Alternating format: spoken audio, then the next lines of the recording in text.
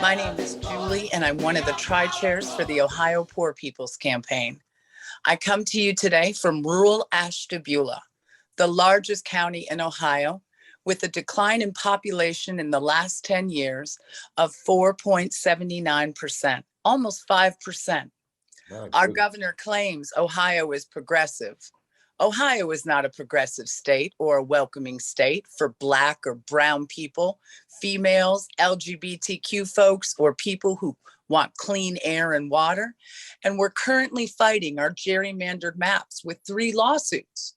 But on January 12th, the Ohio Supreme Court ruled that the state legislative maps be overturned as unconstitutional. And just yesterday, our state congressional maps were struck down as unconstitutional. But even with these rulings, Ohioans still have to fight the Ohio legislature over extreme bills like HB 387, which, if passed, includes a whole host of extreme provisions and that will take Ohio backwards. These power plays have been going on for years in Ohio, making it more and more difficult for folks to vote. We need voting by mail, the use of drop boxes and in-person early voting, and many other provisions to make it more accessible for everyone to vote and for everyone's voice to be heard. In 2020, 36% of Ohio voters cast their vote ballots by mail or used secure drop boxes, and nearly 23% voted in person before Election Day. Now, prosperity and justice go hand in hand rather than being in opposition to one another.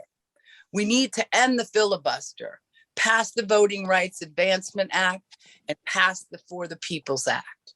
Our deadline is victory. Forward together, not one step back.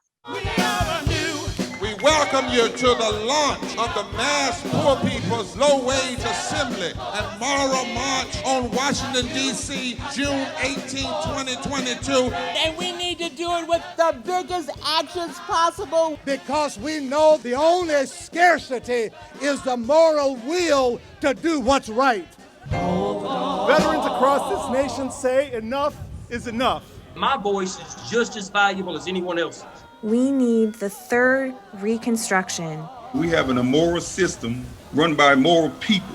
But together we fight. And we become an agent of change. We're rising up to demonstrate the compelling power that we, poor and low-income people, have to reconstruct society from the bottom up. It's time for a change! We are people of resilience.